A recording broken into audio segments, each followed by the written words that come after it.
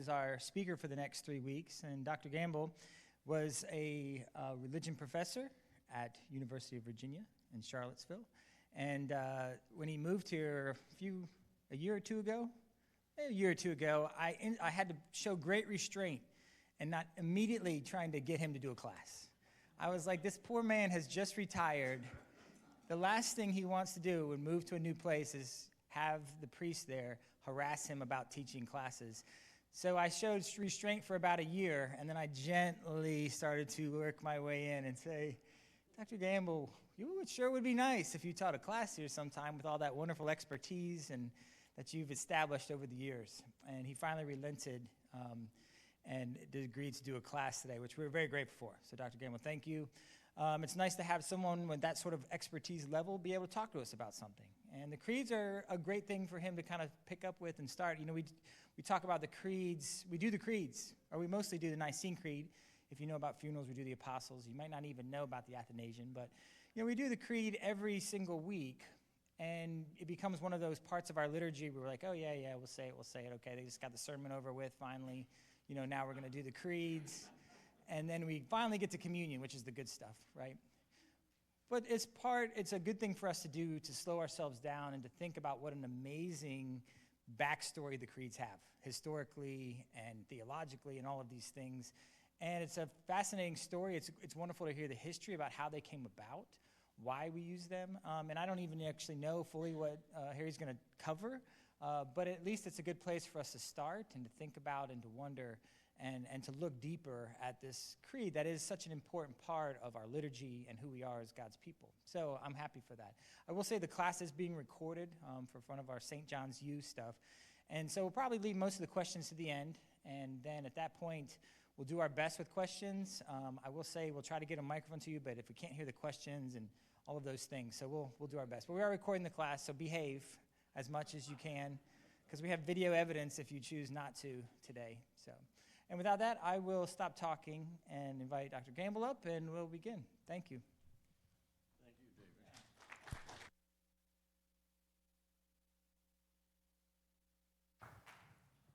Can you hear me? I'm afraid I don't know how to turn this off, but can you hear me in the back? Well, we'll do the best we can. Thank you, David. And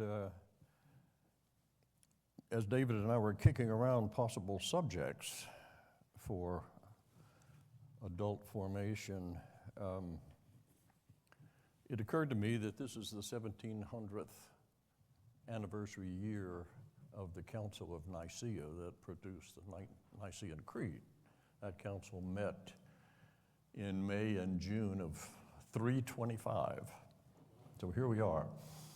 I decided to do this little shtick on the creeds, and I hope to inform you a little bit, and I hope in an interesting way, about not only the Nicene Creed, but also the other really familiar creed to us, the Apostles' Creed. And I thought I would start today by talking mainly about the history of the Nicene Creed. As David mentioned, and as most of you know, we recite the Nicene Creed every Sunday. And as with anything that is habitual, we sometimes recite it in a rote way without really thinking about it, just kind of sleepwalking through it and not realizing what we're doing or why we're doing it.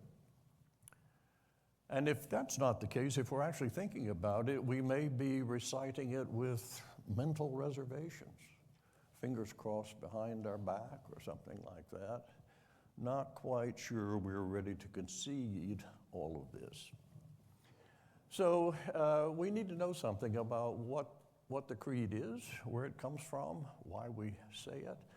And those are things that I'd like to address, not all of them today, but in the course of the next couple of weeks. So I want to start with just one observation that is pretty pedestrian, at least in some respects, namely that it's very clear that the earliest Christians regarded Jesus as a divine figure. And that's pretty remarkable, right? I mean, here was a man who was walking around flesh and blood, talking, teaching, performing extraordinary acts now and then. What would ever make anybody think he was divine? And yet this is what all of the early Christians thought. The question is, when did they start thinking that? And they did not start regarding Jesus as divine during his historical ministry. To the contrary, they began their conviction that Jesus was a divine figure on the basis of their experience of him as alive after death. In other words, the resurrection of Jesus is the basis upon which Christians claimed and were themselves convinced that Jesus was a divine figure. So Paul, who was our earliest Christian writer, some of you might not know that. Paul's letters are earlier than the Gospels, written in the 50s. Paul has this to say about Jesus. Being in the form of God, he did not regard equality with God as something to be exploited, but emptied himself, and so on. A very famous passage from the Epistle to the Philippians. And elsewhere in Colossians, Paul says that all the fullness of God was pleased to dwell in him, that he is the image of the invisible God. And everybody's familiar with the opening words of the Gospel of John. In the beginning was the Word, and the Word was God. So New Testament writers are in fundamental agreement on this point. Jesus is a divine figure, and correspondingly, Christians worshiped him and prayed to him and through him. But this only began after the resurrection of Jesus. And this raises the question, it raised the question for them. If Jesus was a divine being, how's that to be understood? For example, how is he related to the God of Israel, whom Christians worshiped? How is the Son of God related to God the Father? This was an actual issue, how to think about this, right? And in the second and third, and really even in the late first and in the second and third centuries, Christians entertain some very diverse views of how Jesus is related to God. Although in all cases it was a very close relationship. In the first couple of pages of this handout that's on your table, if you'll pick it up and look at it briefly, I have given you a list and some descriptions of heresies that were current in early Christianity. Adoptionism, Docetism, Marcionism, Modalism, Arianism, and so forth. These didn't start out as heresies. These started out as good faith efforts to answer that question. How should we think about Jesus' relationship to God? But this diversity of views led to confusion and conflict, to division and antagonism within the larger Christian community. And as time passed, it was increasingly evident that clarity was needed on this issue. Some fundamental agreement needed to be forged on this question. So hold on to this thought to begin with. In the first, second, and third centuries, different Christian groups had divergent conceptions of the relation of Christ to God. And this divergence produced conflict, and that conflict threatened the unity of the church. Okay? Just hang on to that for a few minutes. Now, during those same early centuries, Christians lived under extreme duress. Under the Roman Empire, Christianity was illegal.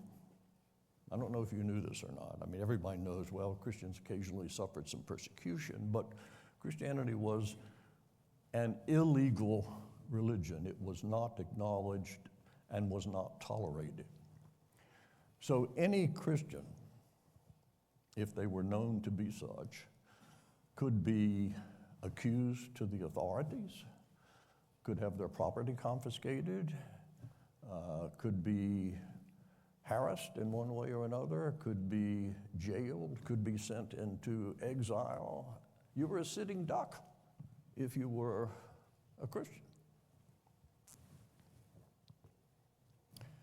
And this was not just a matter of local persecution of Christians. There were state-sponsored and systematic efforts to exterminate Christianity. Two of the most famous and most virulent ones were the persecutions of the Emperor Decius in the 250s, and perhaps worst of all, what's called the Great Persecution, the persecution of Diocletian, Emperor Diocletian, which began about 303 and lasted until 312. And early Christian literature is full of accounts of martyrdoms under these circumstances.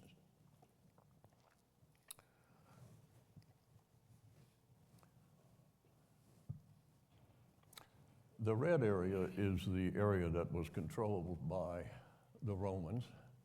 It wasn't the entire known world, but it was the one that was under Roman control. Everything changed when Constantine became the emperor of Rome. He was a commander of Roman armies in the western provinces of the empire, and he contended against a rival, Maxentius, for control of the empire. And just before he engaged the armies of Maxentius, you may have heard this story, it's kind of famous. Constantine had a dream or a vision, and it was a vision of a cross, the Christian cross. And it was accompanied by a legend that said, in this sign or under this sign, you will conquer. So Constantine had the Christian cross inscribed on the army's standards. He went into battle with Maxentius, defeated him, and became emperor, and he ascribed his victory to the Christian God. So Constantine turned out to be the first Christian emperor. And in the year 313, he issued what we know as the Edict of Milan, which granted toleration to Christianity. In other words, Christianity was not, after that point, illegal. This was a major step towards the Christianization of the Roman Empire. It didn't accomplish that, but it was a step in that direction. Constantine was a politician. And as we know, politicians are inclined, if possible, to co-opt religion in order to further their political objectives. And Constantine hoped to use Christianity as an instrument of imperial policy, as a sort of political glue that would unify and stabilize the empire. But he found himself confronted with a Christianity that was itself deeply divided by a fierce theological controversy, a controversy that was produced by an Egyptian priest by the name of Arius.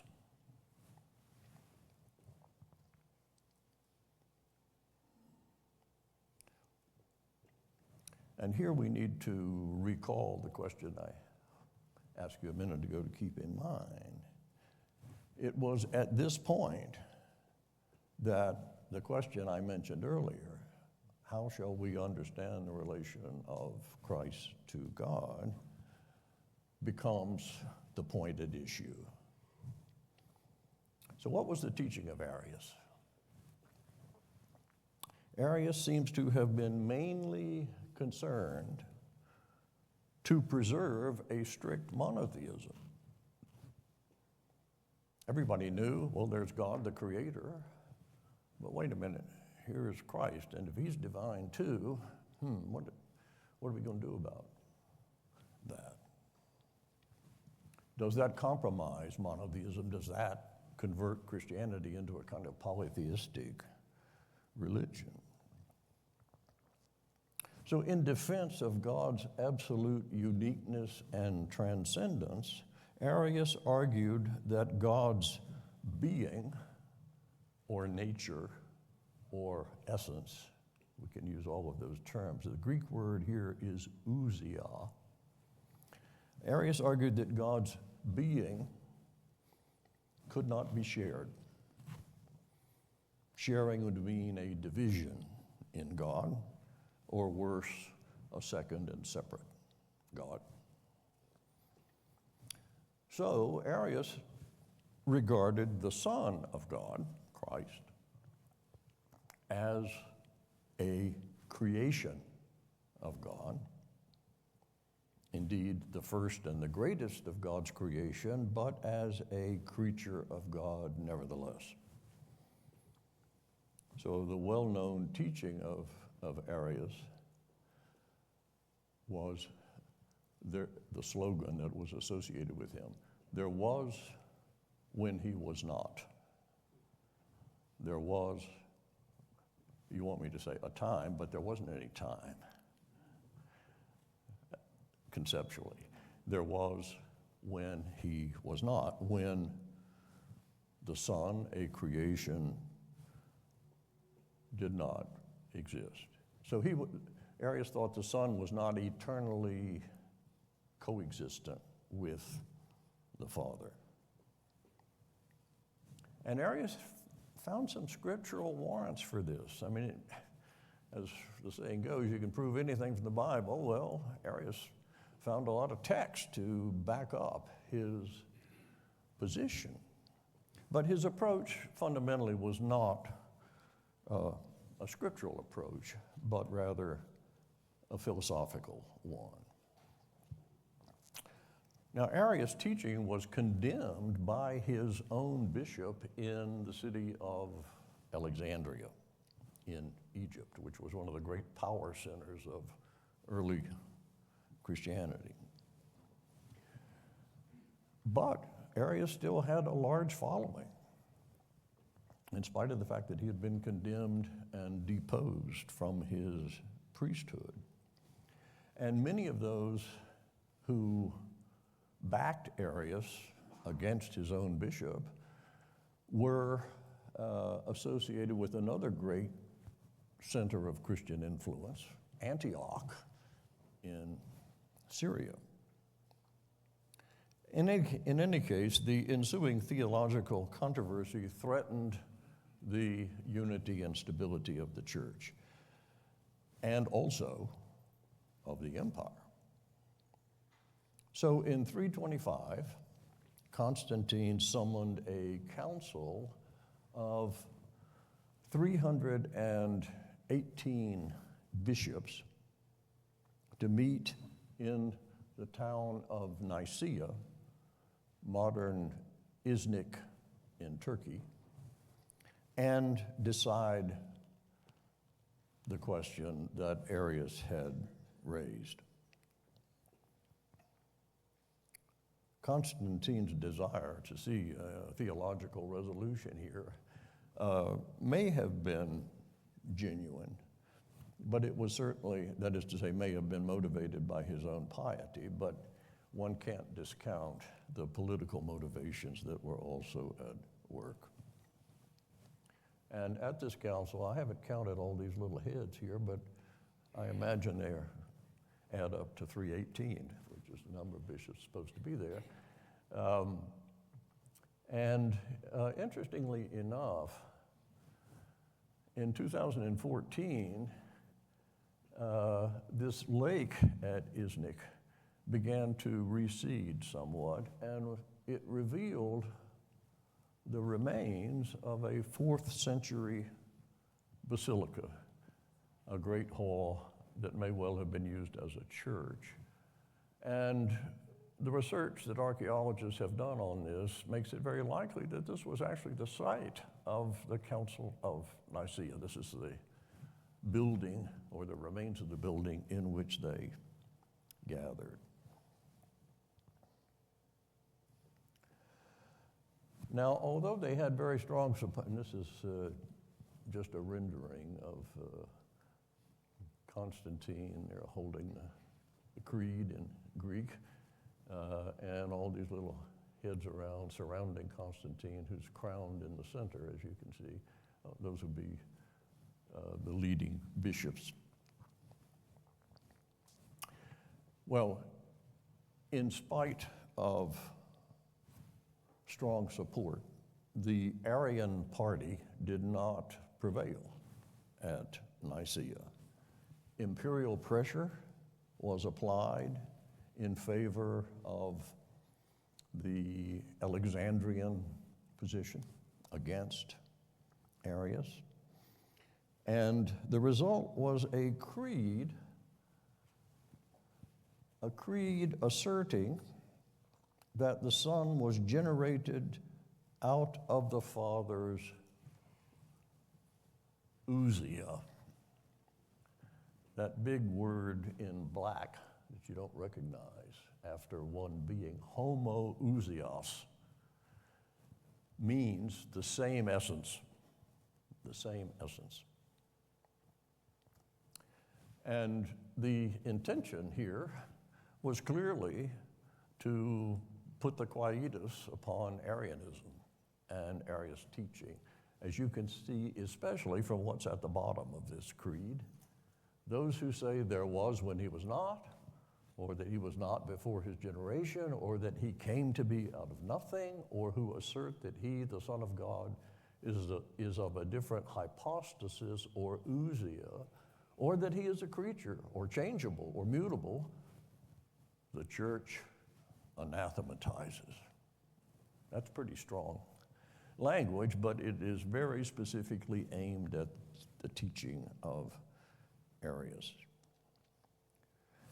Now this creed, and this is the original Nicene Creed, you will recognize that,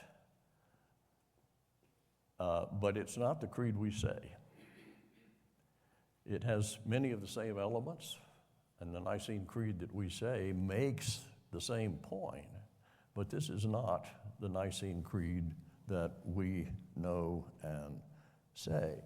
This creed was an innovation in several ways. First of all, it brought the church into a position of cooperation with the state. Maybe good, maybe not so good. You could interpret that as the church being co-opted by the state, and there might have been reasons after this to support that point of view.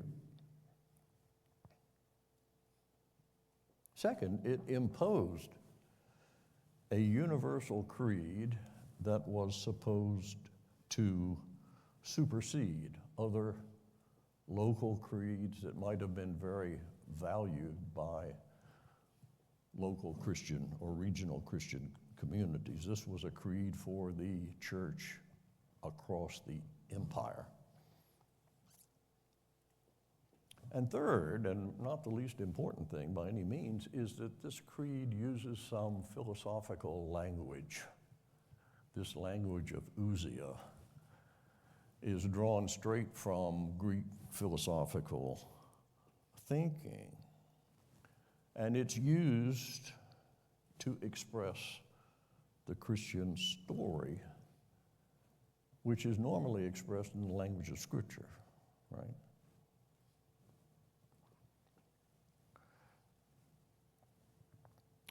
The creed adopted at Nicaea, however, was not popular.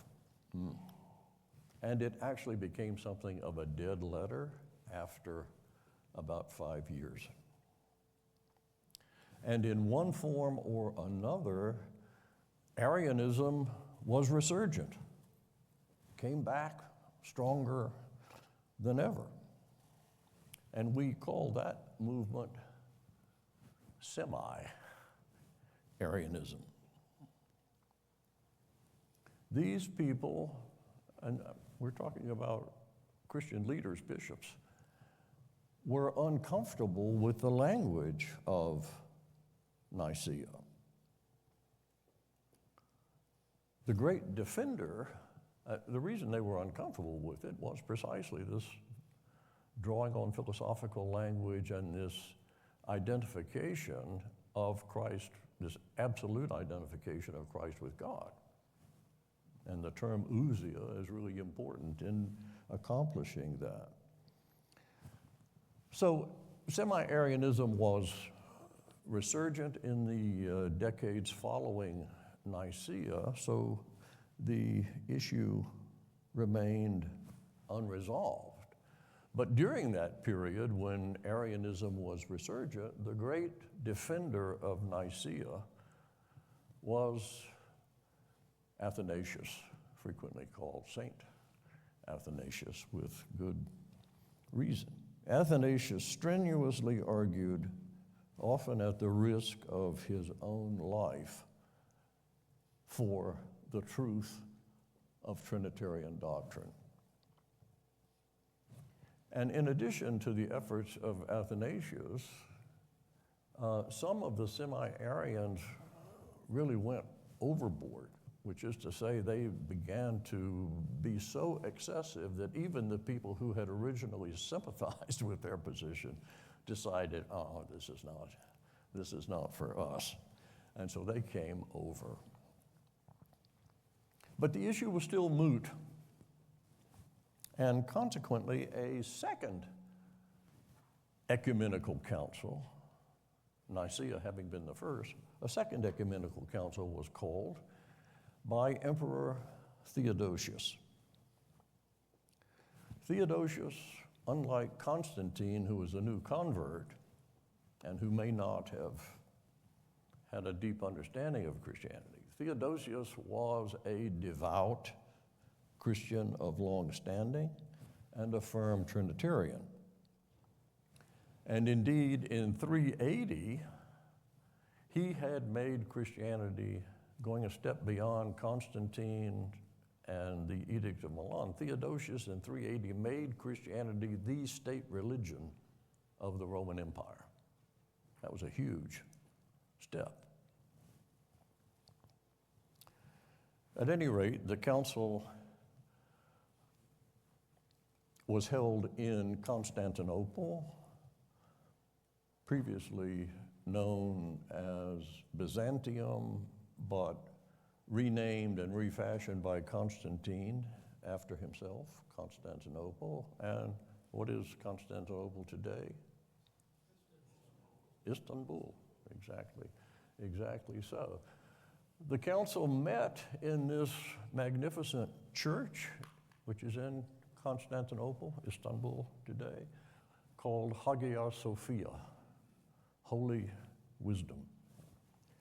only it's not a church anymore. It's a mosque, as you can see from all the minarets that surround it. The council that was held in Constantinople was attended by 150 bishops. The Nicene formula of 325 was reaffirmed, and a fresh creed, including Nicene formulations, but significantly revised and enlarged, was produced. And this is what has traditionally been known as the Nicene Creed, although technically it's the Nicene Constantinopolitan Creed of 381.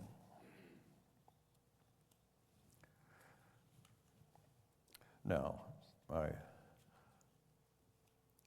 if you will open your little handout, see if I can find mine.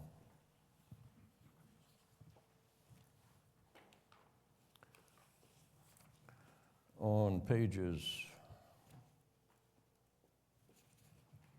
4 and 5, you will see these two creeds, the original Nicene Creed on page 4 and the Nicene Constantinopolitan Creed on page 5.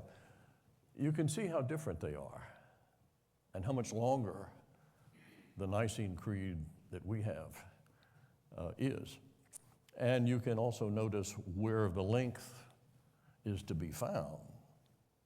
The second article, as it were, is much expanded with the Nicene formulae, and a third article is added, right?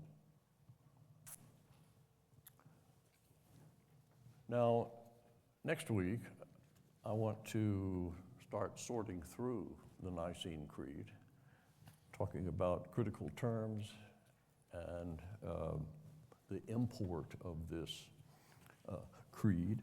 But before getting around to that, and just one thing more today, is the creed, as printed here on page 5, the creed that we say today? Many of us know it by memory, but I'm just asking you.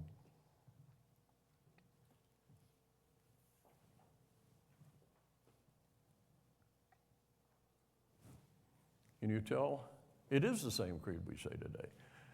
But if you will look down in the third article, 1, 2, 3, 4, 5, seventh line from the bottom, speaking of the Holy Spirit, who proceeds from the Father and the Son. I've put "and the Son" in brackets because those were not part of the original Nicene Constantinopolitan Creed. It just said proceed from the Father. So this is the famous filioque clause, the Latin term meaning "and the Son." And that phrase was added to the Nicene Creed by the Council of Toledo, which met in 589. That was a Western council. It was not an ecumenical council. And that change contributed to the alienation between Eastern and Western Christianity. It wasn't the only thing, but it was certainly a major contributor to the division of Christianity into Roman Catholicism in the West and Eastern Orthodoxy in the East. And I don't have a pointer here, but you can see a red line. See this red line that's coming vertically down? Everything to the east of that, Eastern Orthodoxy, everything to the west of it, Roman Catholic. A split that occurred in 1054. lot of things happened in the 11th century, but this was certainly one of the major ones. But it constitutes the major schism within Christianity. So just to wrap this up in a hurry, there are actually 3 versions of the Nicene Creed.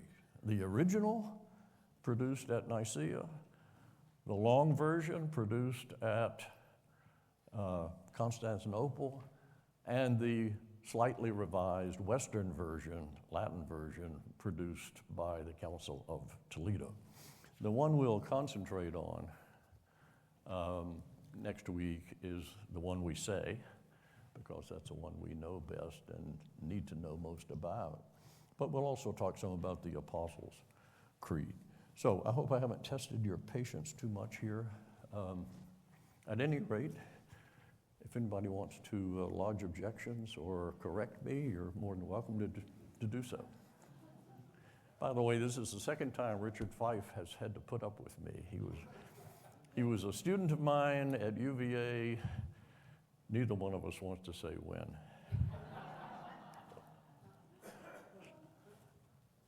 Yeah, if anyone has a question, I'll bring the microphone to you, if you don't mind.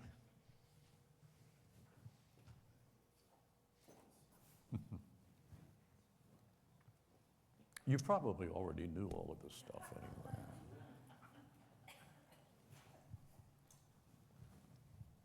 We have an Orthodox lady in our Bible study class, and she is very into the the Son. She's into it. I mean, she very much says that should not be in there. And She's right. And it's an active something in their church. Yeah. And it was interesting to hear your explanation of that. Well, I mean, a legitimate question is why did they want to put that in? And I think the answer to that is in order to emphasize the Trinitarian nature of God. Nothing proceeds from just one, as it were. So, yeah, okay. There are a lot of other differences between Roman Catholicism and Eastern Orthodoxy, and they're of sort of long-standing. I mean, one basic difference that ended up sort of contributing to this is language. Everybody spoke Greek in one part of the church, everybody spoke Latin in another part of the church, but there were other things. I mean, they disagreed about the date of Easter. That was already happening in the 2nd century. And all kinds of different ritual practices. You probably didn't know that in the Eucharist, the Western Church uses unleavened bread, but the Eastern Church uses leavened bread.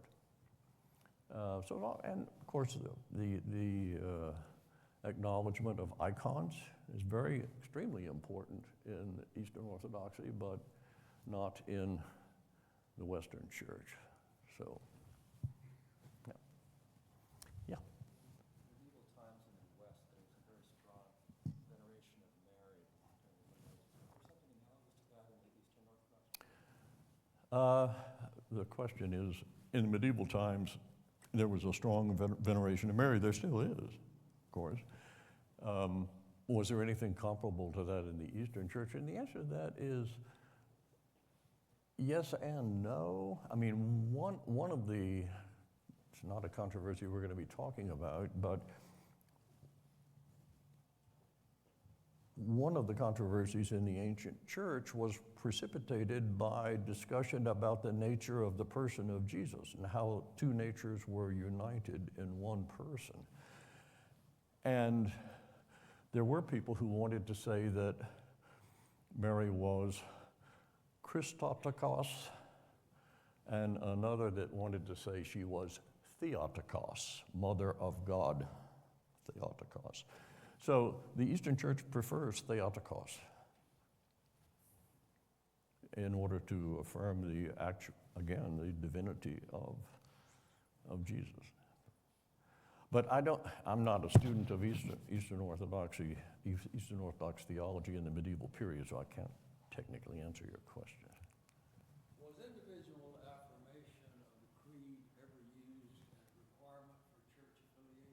Indeed, it was. You're getting ahead of us. That's where the Apostles' Creed ultimately comes from. And if you look in that little booklet, you will see that there's an excerpt from the apostolic traditions of Hippolytus, which is a late 2nd or early 3rd century document that reiterates exactly how baptism proceeded and what was required of the candidate in the way of a confession. Yeah, we'll talk about that some next week. Richard. You said, described to us what is a great mystery that Christians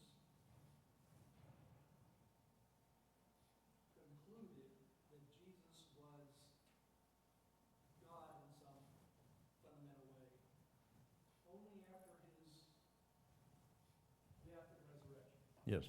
That they did not experience him as a prior. But there are hints of it prior to that. Yeah. Yeah. Hence, yes, but what we have to recognize, well, I'm not sure what hints you're referring to. You want to tell me what some hints are? Well, he forgives sin. I mean, he does things Okay. like All right. that. Okay. And only God can do that, or so. Okay. Fair enough. So what I'm getting at is how did they experience the risen Jesus after his resurrection? We hear some small excerpts in the Gospels. Paul talks about it a little bit in this very mystical way. But how did the vast majority of them or us experience this Jesus again, who's not the historical one exactly because he died, and he's not the same as the one who died, in that he's not standing there the same way the one who walked the earth was. How did they experience this Jesus to be able to make this affirmation and this claim? What did that look like? Or that's very tricky or mysterious or complicated to me, and I'm interested on your opinion. Have you ever heard of the Holy Spirit? I've heard it. Which is sometimes called the Spirit of Christ, right? Sometimes called the Spirit of God.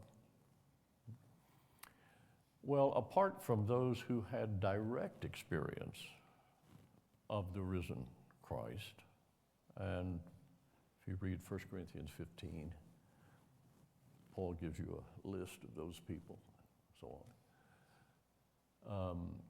Apart from those people, you took it at the word of the people. You took the conviction at the word of the people who had witnessed it, but it wasn't just acknowledging an idea. It was the experience of a presence, of a renewing, empowering presence of Christ through the Spirit. I can't get away from the word mysterious. I think you're absolutely right about that. Yeah. And I'm glad we can't get away from it, because mystery is an essential part of religious faith. And to get rid of the mystery is to get rid of the religion. So our experience is, when our experience is of things like what Jesus did historically with those around him, and we have experiences like that, forgiveness of sin or being transformed or whatever, we, by way of all of this, say this is Christ risen and at work among us through the Spirit or something like that. Perfectly fine. Okay. Is that okay with you?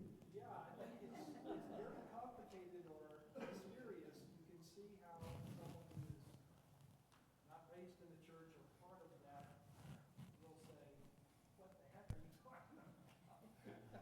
Yeah. Yeah. Which is why I think it's good that we have these classes so we can dig into these sorts of things. Because, if you don't take the opportunity to do that, I think it's hard to understand how these things, where they came from and how we ended up where we are be. So not to cut Harry off, but we're going to close up here for just a second. And I hope you come back. It's wonderful to see so many faces. And I look forward to digging into this a little bit deeper.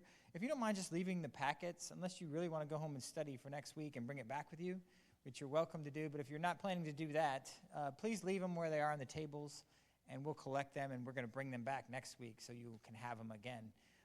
But you're welcome to take it if you really do want to. We can always make more. But anyway, I'd like to thank Dr. Gamble for his time this morning. And, yeah.